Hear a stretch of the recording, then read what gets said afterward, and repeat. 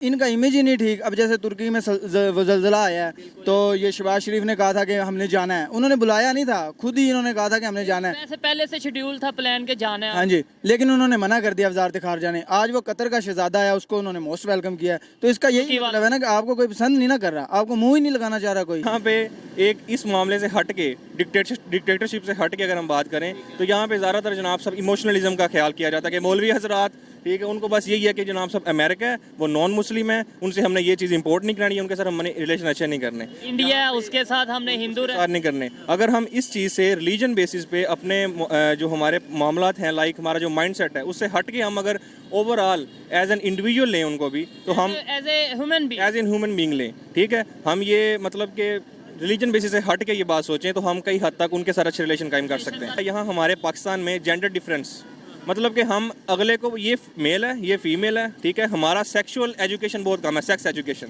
सबसे पहले तो ये होना चाहिए। जेंडर डिस्क्रिमिनेशन हो रही है। या ये जो यूथ है ना, खासकर ये आगे क्यों नहीं निकल रही, ये लकीर के फकीर बने हुए हैं। मौलवी उसने डरा दिया, ये करना है, 5 दिन नमाजें पढ़ी, फिर अपने वही रूटीन पे आ गए। अगर हम इस चीज़ से बाहर निकलेंगे, यहाँ पे सेक्सुअल हरासमेंट क्यों ज़्यादा है?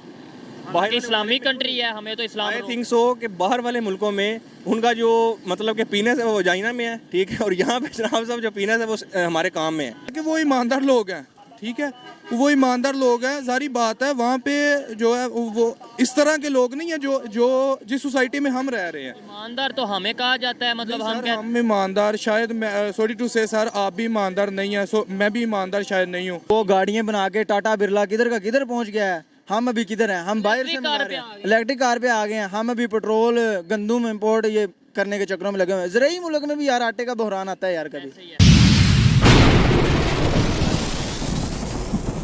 जी तो दोस्तों, मैं हूं सुहेब चौधरी और आप देख रहे हैं मेरा और आपका YouTube channel real entertainment TV. इस टाइम इंडिया में एरो इंडिया शो 2023 चल रहा है, जिसमें ऑलमोस्ट 80 से ज़्यादा कंट्रीज़ ने पार्टिसिपेट किया है। 800 के करीब ऐसी मल्टीनेशनल इंटरनेशनल कंपनीज हैं जिन्होंने पार्टिसिपेट किया है।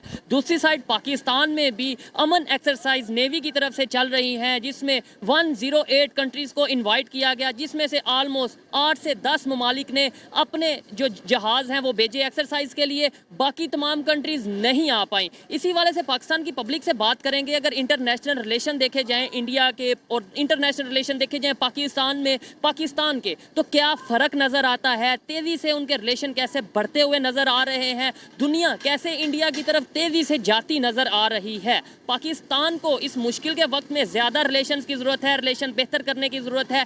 क्यों नहीं हम कर पा रहे? पाकिस्तानी पब्लिक क्या राय रखती है, जानेंगे इस वीडियो में। जो मेरी पर्सनल ओपिनियन है वो मैं आपको बताऊंगा वीडियो के लास्ट में। चलते हैं वीडियो की तरफ और मिलते हैं वीडियो के बाद। अस्सलाम वालेकुम। वालेकुम सलाम। आपका नाम? कैसर रहमान। आपका नाम? राव नमान। क्या करते हैं?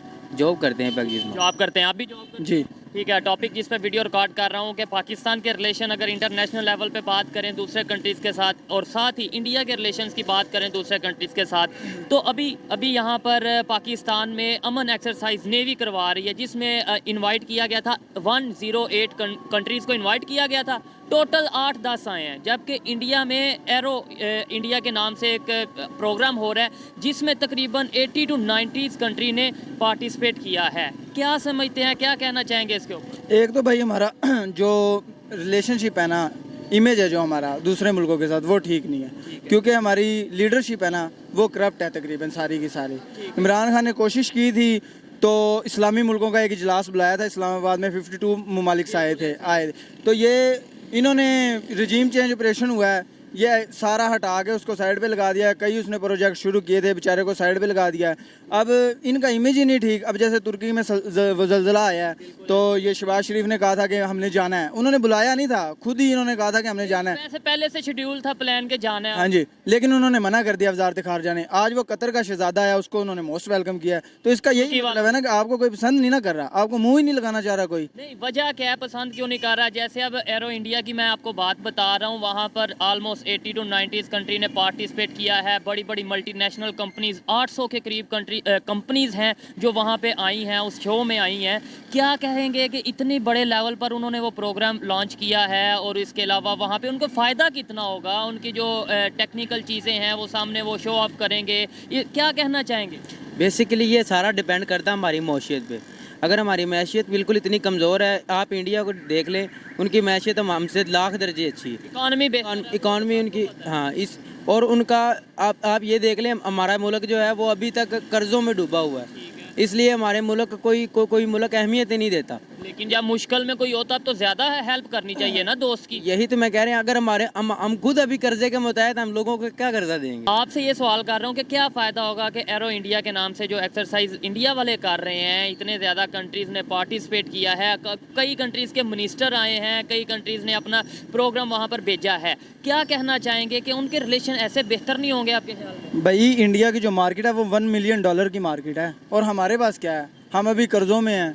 IMF के साथ हमारा मिलियन नहीं बिलियन। हाँ $1 बिलियन की है। तो हमारे अभी कुछ हम IMF से मुआहिदा तय करें, IMF हमें हाथ नहीं पकड़ा रहा। ऐसे ही तकरीबन 1998 में इंडिया ने IMF से जान छुड़वा ली थी। उसकी वजह क्या, IMF पॉलिसी बताता है, वो अप्लाई करें तो हम भी तरक्की कर सकते हैं। लेकिन हम क्या करते हैं, उनसे अभी वो कह रहे हैं $1.7 बिलियन ले लो हमसे, $1 अरब ले लो, लेकिन करेंगे क्या?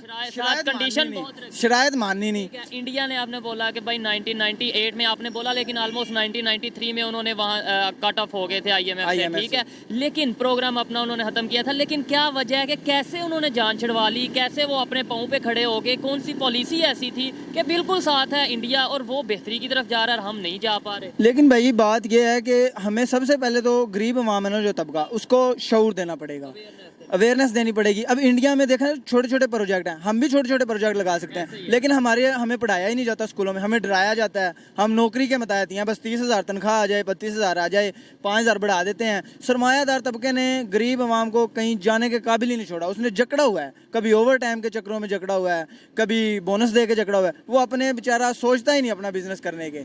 हालांकि ये इस्लाम में भी है कि बिजनेस जो कारोबार है, तिजारत है, उसमें बरकत है। ठीक है, तो ऐसे हम टेक्नोलॉजी में, ऐसे हम दूसरी चीज़ IT की फील्ड में पीछे नहीं रहते जाएंगे। मेड इन इंडिया कितनी तेज़ी से प्रमोट कर रहे हैं इंडिया वाले। अब ये जो एरो इंडिया का जो सा एक एक्सरसाइज है या शो है, इसके अंदर भी उन्होंने जो अपने होम मेड यानी मेड इन इंडिया तेजाज हैं या प्रचंड हैं, उन्होंने एक तो अपना दिखाएंगे दुनिया को, और उसके अलावा फिर दुनिया को वो एक्सपोर्ट करेंगे।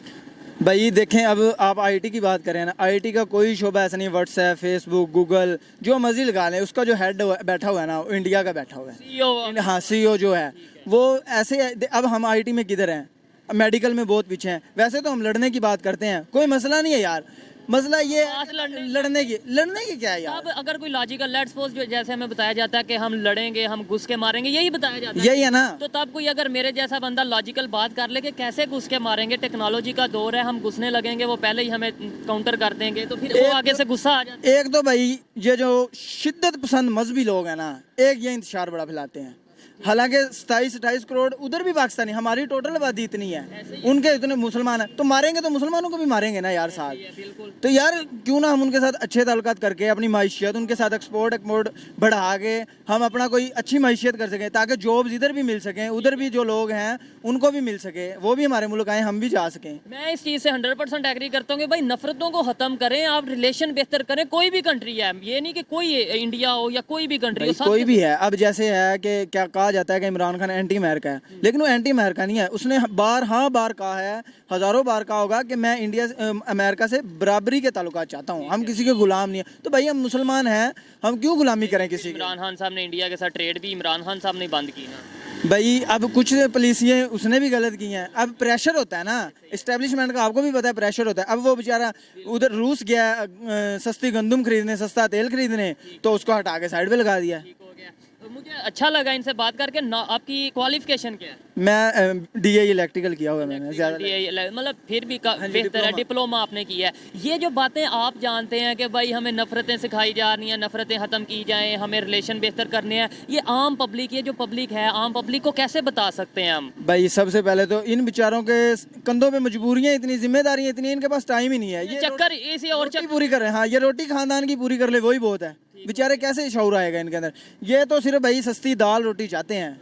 इंटरनेशनल लेवल पे दुश्मनी जिसे मर्जी करें, चाहे किसी से दोस्ती करो, इन्हें रिलीफ दें, थोड़ा सा रिलीफ दें, ये थोड़ा सा फ्री हों, फिर सोचेंगे अपनी आज़ादी के बारे में। वो हम फ्री होने नहीं देंगे। वो ये सरमायादार तबका सबसे ऊपर बैठा हुआ है, अभी ये थोड़े अरसे के लिए हटाया गया था, वो दोबारा मुसल्लत कर दिया गया, अब क्या करें। अगर इंडिया की बात करें, पाकिस्तान की बात करें, जो सा अपने डिफेंस इक्विपमेंट्स हैं ना, वो दोनों ही पहले अगर पास में जाएं तो वो कोई अमेरिका से, कोई चाइना से, कोई रशिया से ले रहा था, ठीक है। अब वो तेज़ी से अपना बना रहे हैं डिफेंस इक्विपमेंट्स, खास तौर पे अगर एयरफोर्स के हवाले से बात करें, टैंक्स के हवाले से, जैसे मैंने तेजाज का बताया है। क्या वजह है कि वो एरोप्लेन वगैरह खुद बनाने पे आ गए हैं और हम लोग अभी भी लोगों से इंपोर्ट कर रहे हैं, पैसे दे रहे हैं, यानी लोगों पे डिपेंडेंट है। अब भैया इंडस्ट्री ना 80% इंडस्ट्री बंद हुई है, उसकी वजह यह है कि हम जो चीज़ें इंपोर्ट बाहर से मंगवाते हैं ना, एलसी बंद पड़ी हुई है पोर्ट पे, हमारे पास डॉलर ही नहीं है। उधर प्याज गल गया है, टमाटर गल गया यार, हम एक ज़राई मुल्क है, हमारे पास गंदम ही पूरी नहीं हो रही। 5500 रुपए मन तो गंदम हुई यही पड़ी तो है। बात करो ना, लॉजिकल बात जब करते हैं गुस्सा आता है कईयों को, देखने वालों को, कि भाई देखें, एक तरफ हम जंग की बात करते हैं कि घुस के मारेंगे, दूसरी तरफ लेट्स सपोज जो हमारी कंडीशन आटा है, पूरा अल्लाह नहीं ना करे, अल्लाह ना करे, जंग के तो मैं हामी नहीं, लेकिन जैसे जो लोग जंग की बात करते हैं उनके लिए कि अगर जंग शुरू हो जाती है, पीछे से एलसीज बंद हो, हमारे पास तो इक्विपमेंट्स ही नहीं आएंगे, हमारे पास तो खुराक नहीं पूरी होगी, हम लड़ेंगे कैसे? टेक्निकल बात है कि नहीं? ऐसे ही है ना, अब यही है ना कि वो मैं फिर सीधी बात है कि रोटी पूरी नहीं हो रही है, आप दूसरे के गिरेबान पे हाथ डाल रहे हो। यार पहले अपने आप को इतना स्ट्रॉन्ग तो करो कि आप किसी की आंखों में आंखें डाल के लड़ना जाओ। ठीक है, कोई मसला नहीं, अगर वो लड़ेंगे हम भी लड़ेंगे, ज्यादा से ज्यादा क्या लेकिन होगा? अगर वो मोहब्बत का पैगाम देंगे, हम भी हम भी मोहब्बत का सरेंडर तो नहीं ना करेंगे, लड़ेंगे, लेकिन ये बात नहीं है कि आप बिला वजह ही उनके साथ लड़ाई करें। वो आपके साथ लड़ते ही नहीं यार, वो अपना तरक्की करी जा रहे हैं, तरक्की करी जा रहे हैं, आप हमें यही सिखाई जा रहे हैं कि उनसे लड़ना है, वो हमारे खिलाफ है, हम मुखालिफ हैं। ऐसे तो नहीं ना है भाई। ऐसे सोच अगर पहले सोच हम नहीं अपना- बदलेगी तो शायद हम पाकिस्तान को आगे नहीं। वो गाड़ियां बना के टाटा बिरला किधर का किधर पहुंच गया है, हम अभी किधर हैं? हम बाहर से इलेक्ट्रिक मंगा कार रहे पे आ हैं, गए। इलेक्ट्रिक कार पे आ गए हैं, हम अभी पेट्रोल गंदम इंपोर्ट ये करने के चक्रों में लगे हुए हैं। ज़राई मुल्क में भी यार आटे का बहरान आता है यार कभी। सही है। अच्छा लगा इनसे बात करके। लास्ट में आप बता दें बेहतरी कैसे आ सकती है, मेरी और आपकी हम सब की क्या जिम्मेदारी है, कैसे लोगों को बताएं कि भाई जिस कंट्री को हम दुश्मन कह रहे हैं वो बड़े बड़े एक्सरसाइज कर रहा है, बड़ी बड़ी वो अपना प्रोजेक्ट्स कर रहा है, दुनिया में अपना नाम बना रहा है, रिलेशन बेहतर कर रहा है, और हम जो उनसे वो दुश्मनी के चक्रों में। बेसिकली सबसे पहली बात तो ये है कि हमने दूसरे मुल्क के साथ अमन का पैगाम लाना है, हमने लड़ना नहीं है किसी के साथ। अगर हम उनके साथ अमन का पैगाम लाएंगे तो वो भी कल के मुश्किल के वक्त में हमारे साथ खड़े होंगे। तो बेसिकली मैं सब आम को यही कहना चाहता हूँ कि अमन का पैगाम लाओ और एक माशी दौर लाओ, अपने आप के अंदर इम्प्रूवमेंट लाओ। पब्लिक, पाकिस्तान की पब्लिक की बात करें, क्या वो चाहती है इंडिया के साथ लड़ाई हो? भाई आवाम जो है ना वो लड़ाई तो चाहती ही नहीं, वो लड़ ही नहीं सकती यार। ये है कि जबरदस्ती नफरत नफरत डाल दो, वो जो मर्जी नफरत के बीच बोई जाओ, कोई फायदा नहीं। लेकिन एंड में यही पैगाम है कि यार हमें ना खुद मुख्तार होना चाहिए, अपनी चीजें खुद बनानी चाहिए, इंडस्ट्री लगानी चाहिए छोटी छोटी, ताकि हमें अगर वो ग्रो कर रहे हैं, वो मेड इन हाँ इंडिया जी। के सर पे कर रहे हैं। कौन सी ऐसी कंपनी है, आईटी की आप बात कर लें, आप ऑटोमोबाइल इंडस्ट्री की बात कर लें, आप किसी भी इंडस्ट्री की बात कर लें, वो अब तेजी से अपने वहाँ पे मैन्युफैक्चरिंग कर रहे हैं। भाई यही बात है ना, हमें अपनी बनानी चाहिए चीज़ें, बाहर किसी मुल्क पे डिपेंड नहीं करना चाहिए। अगर हम किसी मुल्क पे डिपेंड नहीं करेंगे तो आज हमारी माशियत स्ट्रांग होती। हम दूसरों से डॉलर मिलता ही नहीं है, पहले ही डॉलर को सर पे चढ़ाया हुआ है, पता नहीं क्या। अपनी चीज़ें बनाओ, अपने यूज़ करो, बाहर डॉलर में बेचो। बिल्कुल ऐसे ही है। अच्छा लगा बात करके। अस्सलाम वालेकुम। जी वालेकुम सलाम। आपका नाम? My name is जुनैर Ahmad. क्या करते हैं? मैं स्टूडेंट हूँ, किस चीज़ में आप क्या स्टडी कर रहे हैं? मैं मेडिकल स्टूडेंट हूँ। मेडिकल स्टूडेंट है, ज़बरदस्त टॉपिक जिस पे वीडियो रिकॉर्ड कर रहा हूँ, पाकिस्तान के रिलेशन इंटरनेशनल लेवल पे और साथ ही इंडिया के रिलेशन इंटरनेशनल लेवल पे, इसके ऊपर थोड़ी सी डिस्कशन करेंगे। पाकिस्तान में इस टाइम अमन एक्सरसाइज चल रही है नेवी की तरफ से, इंडिया में एरो इंडिया एक्सरसाइज 2023 चल रही है। क्या कहना चाहेंगे? वहाँ पे ऑलमोस्ट 80 to 90 कंट्रीज़ ने पार्टिसिपेट किया है और यहाँ पे 108 कंट्री को बुलाया गया, जिसमें से तकरीबन 8 से 10 कंट्रीज़ ने अपने शिप भेजे, बाकी कुछ ने टीम्स वगैरह भेजी।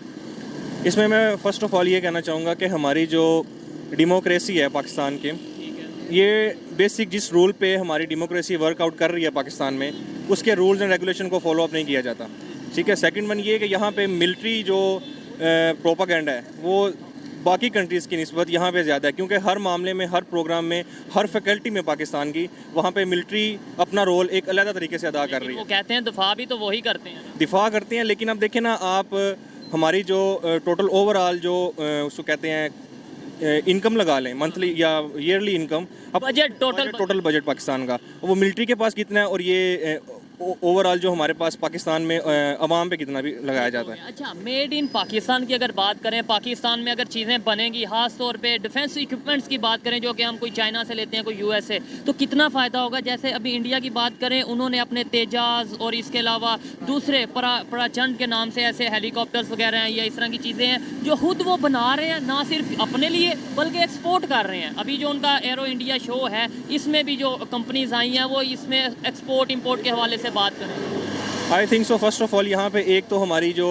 एक्सपोर्ट है बाकी ममालिक की निस्बत अगर हम उसको कंपेयर करें वो कम है, ना होने के बराबर है। हम इसको राउंड अबाउट 10 to 15% कह सकते हैं आउट ऑफ 100। ठीक है, फर्स्ट ये थिंग है कि हमारे जो इंटरनेशनल रिलेशन है उसके अंदर वो प्रॉपर वो हम एक रोल प्ले नहीं कर रहे। ठीक है, उसके बाद यहाँ पे एक इस मामले से हट के डिक्टेटरशिप से हट के अगर हम बात करें तो यहाँ पे ज़्यादातर जनाब सब इमोशनलिज्म का ख्याल किया जाता है कि मौलवी हजरात, ठीक है, उनको बस यही है कि जनाब सब अमेरिका है, वो नॉन मुस्लिम है, उनसे हमने ये चीज़ इंपोर्ट नहीं करनी है, उनके साथ हमने रिलेशन अच्छे नहीं करने, इंडिया उसके साथ हमने हिंदू नहीं करने। अगर हम इस चीज़ से रिलीजन बेसिस पे अपने जो हमारे मामलात हैं, लाइक हमारा जो माइंड सेट है उससे हट के हम अगर ओवरऑल एज एन इंडिविजुअल लें उनको भी, तो हम एज एन ह्यूमन बीइंग लें। ठीक है, हम ये मतलब कि रिलीजन बेसिस से हट के ये बात सोचें तो हम कई हद तक उनके साथ अच्छे रिलेशन कायम कर सकते हैं। देखें, इसके अंदर थोड़ा सा मैं भी बात को ऐड करना चाहूँगा कि अगर कोई मुसलमान है, मैं मुसलमान हूँ, मेरा अपना मजहब है, लेकिन वो अपना पर्सनल अपना होना चाहिए। आई थिंक सो हम उन पे जबरदस्ती इम्प्लीमेंटेशन नहीं करवा सकते। ठीक है, अपने तो कर लें, अपना है नहीं, उनको हम जो इन्होंने एरो इंडिया के नाम से इस टाइम शो चल रहा है, इतने कंट्रीज आए हैं, इतने कंट्रीज के मिनिस्टर्स आए हैं, इसके अलावा 800 के करीब मल्टीनेशनल कंपनी इंडिया में आई है। आपको नहीं लगता एक तो रिलेशन भी उनके बेहतर हो जाएंगे, डबल फायदा ले रहे हैं, और दूसरा वो अपना ये जो उनसे तेजाज कह लें या फिर दूसरा जो भी प्रचंड के नाम से ये चीजें हैं, एरोप्लेन है, हेलीकॉप्टर हैं, इनको भी वो एक्सपोर्ट करेंगे, जाहिर बात है डील्स होंगी, डबल फायदा ले रहे हैं। और यहाँ पे उनके अगर कंपेयर किया पाकिस्तान को, वो एट द एंड क्या कहते हैं उसको, वो सर पकड़ के बैठ जाने वाली बात है। सर पकड़ के बैठ जाने, बेहतरी कैसे आ सकती है? कैसे हम, अभी तो हमारे पे मुश्किल वक्त है, तो कोई कंट्री क्या वजह है कि हम कैसे बेहतर कर सकते हैं अपने रिलेशन इंटरनेशनल लेवल पे? आई थिंक सो मैंने आपको ऑलरेडी ये बात बताई है कि पहले फर्स्ट ऑफ ऑल हमें अपने रिलीजन जो बेसिस है उससे हमें अपना माइंडसेट आउट करना होगा।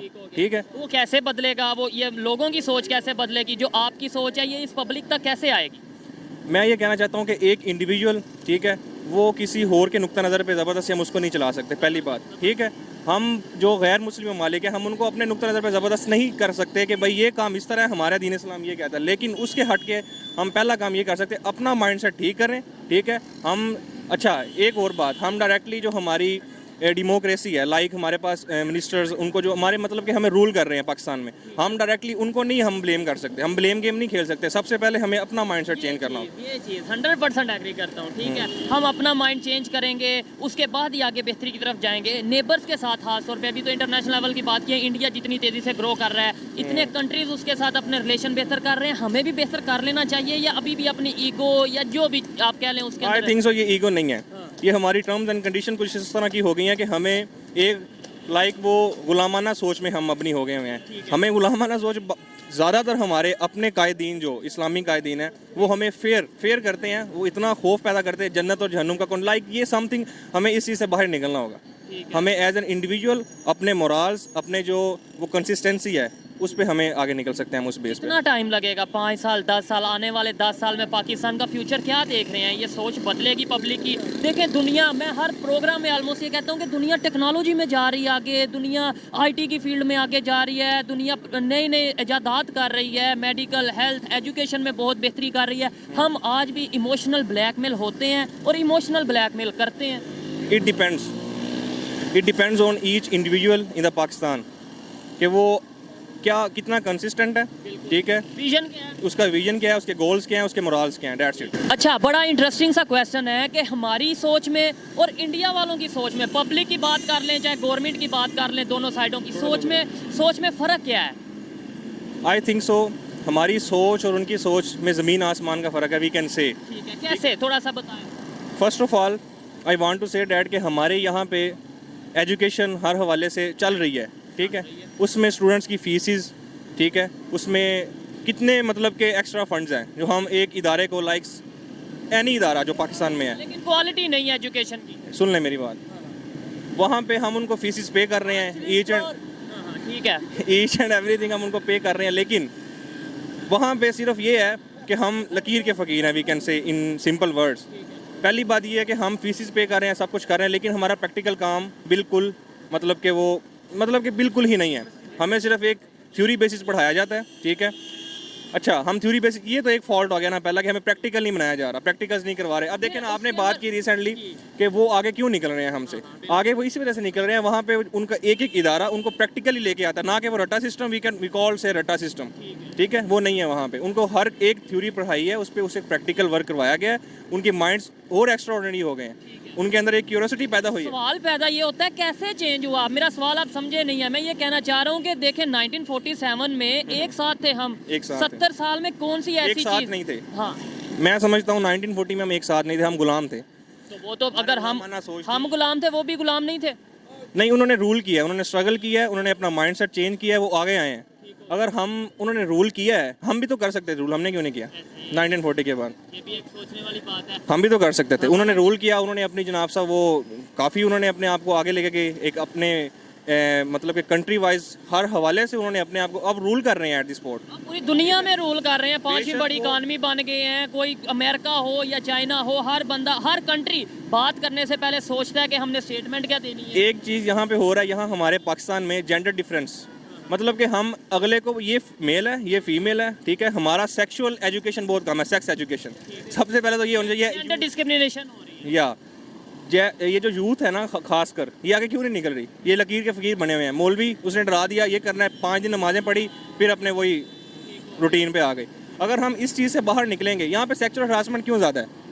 बाहर इस्लामी कंट्री है, हमें तो इस्लाम आई थिंक सो कि बाहर वाले मुल्कों में उनका जो मतलब कि पीनस है वो वजाइना में है, ठीक है, और यहाँ पे जनाब साहब जो पीनस है वो हमारे काम में है।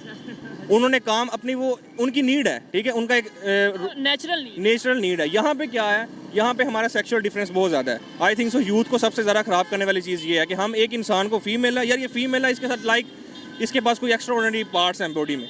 हमारे ऑलरेडी मतलब एक इदारे में जाते हैं हायर एजुकेशन के लिए, वहाँ पे भी हमारी यही होती है कि यार एक गर्लफ्रेंड, एक बॉयफ्रेंड, डैट सीट, यहाँ पे 4 साल फलानी लड़की नहीं सेट करनी है, वो नहीं हुई तो फलानी की भी। लाइक हम कोई प्रैक्टिकल वर्क नहीं कर रहे, कोई विजन नहीं दिया जा रहा हमें। बात यही है, जो चाहे वो आप पूरा उसे लंबा लेंथी करके कर लें या फिर 1 मिनट में आप उसे शॉर्ट कर लें, कि भाई पाकिस्तान की जो यूथ है उसमें विजन नहीं है, ठीक है। बांग्लादेश की बात करें, इंडिया की तो अब हमने जो सारी डिस्कशन की, बांग्लादेश भी हमारे से बाद में बना, वो हमारे से आगे निकल गया। इट्स ऑल अबाउट वो विजन। भी उसके अंदर ये है, इंडिया के साथ तो काफ़ी डिफरेंस आ जाता है जी। उनका कल्चर कहते हैं डिफरेंस, उसके अलावा मज़हब भी हम कहते हैं कि डिफरेंस है, ठीक है, सारा कुछ। लेकिन बांग्लादेश इस्लामिक कंट्री भी है, हमारे से बाद भी बना और गरीब भी था। मतलब एक तो ये है ना कि हम ये कह देते हैं कि उनके पास आबादी बहुत ज़्यादा है इंडिया वालों के साथ, इसलिए कंपैरिजन ना करो। बांग्लादेश की क्या रीज़न है? Bangladesh, I am unaware totally about Bangladesh, मैंने उसकी हिस्ट्री नहीं पढ़ी, लेकिन अगर इन रिगार्ड्स के ब्रिटिश और फ्रांस, उनके हवाले से देखा जाए तो उनकी ये रीज़न यही है जो मैंने ऑलरेडी आपको बता दिया है। अगर इसको समराइज़ किया जाए तो हमारे पास बहुत ज़्यादा इस तरह की चीज़ें हैं। लाइक अगर हम सिंपल एग्जांपल लें, हमारे पास ये मोबाइल फ़ोन है, ठीक है, हम मोबाइल फ़ोन का हमारे इसमें हम वो काम कर रहे हैं जो कि हमें उसकी नीड नहीं है, हम अपना टाइम वेस्ट कर रहे हैं, ठीक है, पता नहीं क्या क्या सर्च कर रिगार्ड्स के। अब देखिए, उन्होंने उसको बनाया, ब्रिटिश, ठीक है, गोरे जिसे कहते हैं, उन्होंने उसको बनाया, लेकिन उन्होंने उसको अपनी ज़रूरत तक रखा हुआ है, ठीक है। यहाँ पे हमारी यूथ ज़्यादातर मोबाइल पे इतना एक्स्ट्राऑर्डिनरी टाइम दे रही है, इतना एक्स्ट्राऑर्डिनरी, लेकिन वो अपने विजन से हट रहे हैं इस वजह से। अब माइंडसेट इसके पीछे क्या है? माइंडसेट मोबाइल बनाने वाले गोरे का है। वो क्या कहता है, उसने हमें इस काम में फंसा दिया, ठीक है। पाकिस्तान के जनाब साहब वो यूथ जो है वो इस काम में लगी हुई है। तो क्या वो उन्होंने जो मोबाइल बनाया सिर्फ पाकिस्तान की यूथ के लिए बनाया, कि पाकिस्तान की यूथ बिजी रहे और हम आगे निकल? आई थिंक सो कि हमें इसका गलत इस्तेमाल हम खुद कर रहे हैं। मैंने आपको बताया ना कि हम पहले अपने माइंड से इसको चेंज करेंगे। वो उनका काम क्या है, वो इसको सिर्फ एज एन इंस्ट्रूमेंट यूज करते हैं। ये बड़ा कंसेप्ट रहा है, और अभी भी शायद बहुत से लोगों का कि शायद जितनी भी इजाद दुनिया में होती है, मोबाइल हो, लैपटॉप हो या कोई भी आईटी के हवाले, वो इस्लाम के अगेंस्ट होती है, वो मुसलमानों को वर्गलाने के लिए होती है। फोन वीडियोस अगर बनती है वो भी मुसलमानों के अगेंस्ट है कि भाई मुसलमान क्यों देखते हैं? मुसलमान क्यों देखते हैं? क्वेश्चन इज ये मैं भी आपसे पाकिस्तान में सर्च किए जाने वाली, मैं आपको बताऊं तो मतलब डाटे के मुताबिक अगर बताऊं तो टॉप सर्च जोन से हैं उसके अंदर इस तरह की चीजें आती हैं पाकिस्तान में। ऐसा ही है, बिल्कुल। मैंने आपको ऑलरेडी बता दिया कि हमारी vision, it's all about vision, goals and consistency. हमें चीजें सीखनी चाहिए नेबर कंट्री से। इंडिया की बात कर लें, जैसे वो चाहिए, आई थिंक सो प्रैक्टिकल होना पड़ेगा हमें। सीखेंगे, पहले एक्सेप्ट करेंगे, सबसे पहले एक्सेप्ट करेंगे कि हाँ यार वाकई वो आगे जा रहे हैं। हम तो यहाँ एक्सेप्ट करने के लिए नहीं तैयार हो, भाई नहीं इंडिया की बात ना करो यार, आप सीखने के लिए बात कर रहे हैं, करनी चाहिए या और अगर यहाँ पे हमारा एक काम हमें एक मतलब आउट ऑफ 100 10% जो यूथ है या पीपल है वट एवर, वो अगर प्रैक्टिकल होना चाह रहे हैं, उनको कोई प्लेटफॉर्म नहीं मिलता। प्लेटफॉर्म नहीं मिल रहा, या फिर उन पे टैग लग जाते हैं कि भाई ये देखो ये तो पाकिस्तान के अगेंस्ट बात कर रहा है, ये तो कंट्री के अगेंस्ट बात कर रहा है, पता नहीं जैसे आप मजहब के अगेंस्ट बात कर रहे हैं। उसको ईथिस्ट के नाम से बस आगे आप समझ सकते हैं। चलें जी, काफ़ी बातें इनसे की, अच्छा लगा बात करके। ऐसे जो यूथ है, ऐसे स्टूडेंट्स हैं, होंगे तो होप भी ज़रूर मौजूद होगी। आइए मजीद किसी से बात करते हैं। बहुत शुक्रिया जी। Thank you, welcome. अस्सलाम वालेकुम। जी वालेकुम सलाम। आपका नाम? मोहम्मद यासिर। क्या करते हैं? सर मैं इधर पढ़ रहा हूँ। अभी पाकिस्तान नेवी की तरफ से एक एक्सरसाइज की जा रही है जिसे कहा जा रहा है अमन एक्सरसाइज 2023, जिसमें 108 कंट्रीज को इनवाइट किया ऑलमोस्ट, जिसमें से 8 कंट्रीज ने अपने शिप्स भेजे एक्सरसाइज में पार्टिसिपेट करने के लिए, बाकी वैसे कुछ कंट्रीज ने अपनी टीमें भेजी। इतने ज्यादा कंट्रीज को इन्वाइट किया, एक्सरसाइज में सिर्फ 8 कंट्री आए। दूसरी साइड पे इंडिया में एरो इंडिया के नाम से एक एक्सरसाइज चल रही है, एरो इंडिया 2023, एयरफोर्स के हवाले से या फिर डिफेंस इक्विपमेंट्स के हवाले से। उसमें ऑलमोस्ट 80 कंट्री ने पार्टिसिपेट किया है।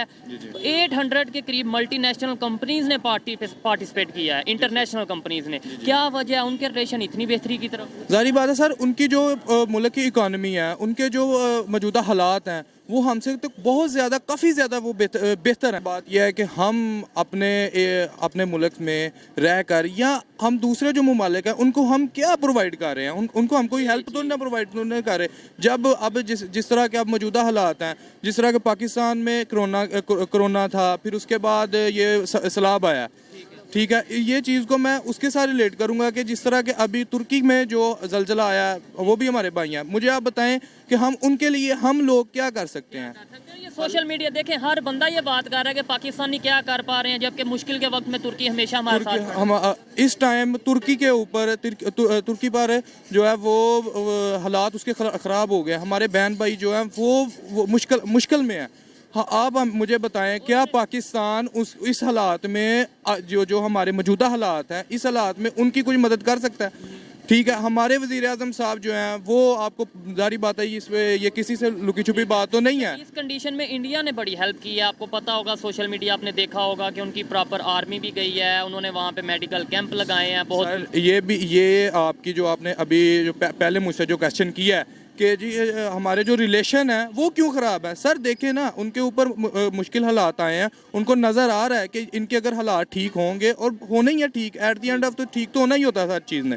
जब उनके से हालात ठीक होंगे तो सारी बात है वो उनके लिए हेल्पफुल साबित होगा ना।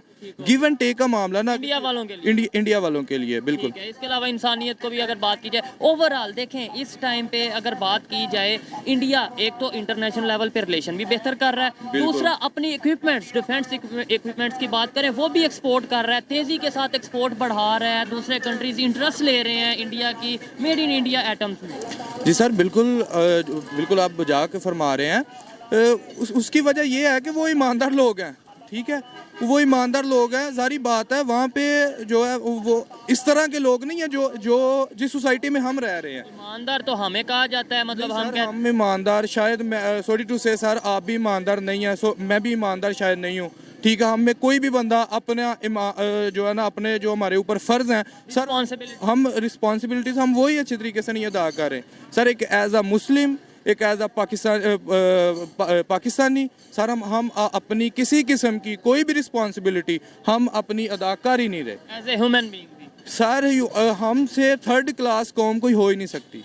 नहीं, ये देखें, ये क्रिटिसाइज ठीक है, क्रिटिसाइज कर लेना चाहिए, मैं भी बहुत क्रिटिसाइज करता हूँ, लेकिन प्रोडक्टिव और ऐसे, ये आपको नहीं लगता कि भाई के नाम लेते हैं ऐसे होप ही खत्म हो गई? आप कहेंगे कि हमारे से थर्ड क्लास कंट्री कोई नहीं है सर। मेरा कहने का मतलब वो नहीं है, शायद थर्ड क्लास का वर्ड का चुनाव अल्फाज बिल्कुल वो इससे थोड़ा सा वो हो गया है। जी बिल्कुल, मैं आपने जो इनकी ओपिनियन थी मैंने आप तक पहुंचाई, आप एग्री डिसएग्री कर सकते हैं। इस हवाले से मेरी पर्सनल ओपिनियन की बात की जाए तो मैं यही कहूँगा कि देखें, हम तभी कोई दुनिया के किसी कंट्री के साथ अपने रिलेशन बेहतर कर पाएंगे जब हमारे पास कोई चीज़ होगी उन्हें देने के लिए, जब हमारे पास कोई कम अज़ कम बात होगी अपनी बात पर स्टैंड करने के लिए। और दूसरे नंबर पे अगर इंडिया के रिलेशन नेबर्स के साथ या इंटरनेशनल लेवल पे बेहतर हो रहे हैं, उसकी एक मेन रीज़न मैं ये समझता हूँ कि इंडिया अपनी एक्सपोर्ट्स को दिन ब दिन बढ़ा रहा है और दूसरे कंट्रीज़ का फिर कहीं ना कहीं मुफाद होता है। चाहते ना चाहते रिलेशन बेहतर करना इंडिया के साथ मजबूरी बन चुकी है दुनिया की। पाकिस्तान को भी चाहिए कि अपने आप को पहले ठीक करें,